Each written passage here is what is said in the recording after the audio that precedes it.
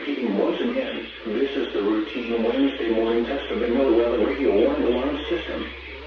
This concludes the test.